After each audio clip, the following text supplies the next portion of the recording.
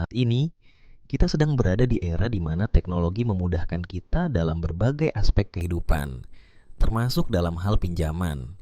Namun, dengan kemudahan ini, muncul pula tantangan yang harus kita hadapi, terutama bagi generasi muda.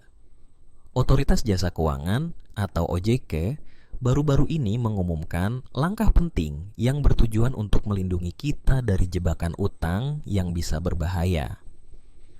OJK sedang mempersiapkan aturan baru yang membatasi usia penerima dana dalam layanan pendanaan bersama berbasis teknologi informasi atau yang lebih kita kenal dengan istilah fintech lending, serta layanan buy now pay later atau BNPL. Aturan ini menetapkan bahwa hanya individu yang berusia minimal 18 tahun atau yang sudah menikah dan memiliki pendapatan minimal 3 juta per bulan yang diperbolehkan untuk mengajukan pinjaman. Mengapa batasan ini penting? Kita semua tahu bahwa utang bisa menjadi pedang bermata dua. Di satu sisi, pinjaman dapat membantu kita memenuhi kebutuhan mendesak atau meraih impian. Tetapi di sisi lain, jika tidak dikelola dengan baik, utang bisa mengakibatkan masalah keuangan yang serius. Dengan menetapkan batasan usia dan pendapatan, OJK berusaha untuk memastikan bahwa hanya mereka yang sudah cukup dewasa dan memiliki kemampuan finansial yang baik yang dapat mengakses layanan ini.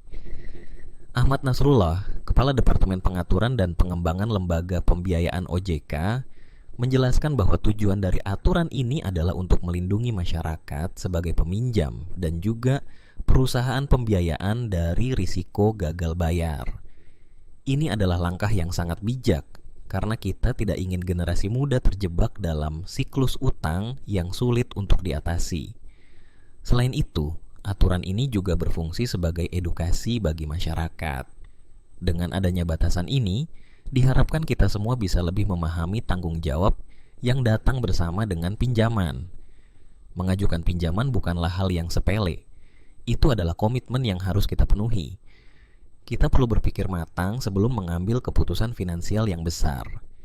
Jadi, bagi kalian yang masih muda, penting untuk mempersiapkan diri secara finansial sebelum terjun ke dunia pinjaman.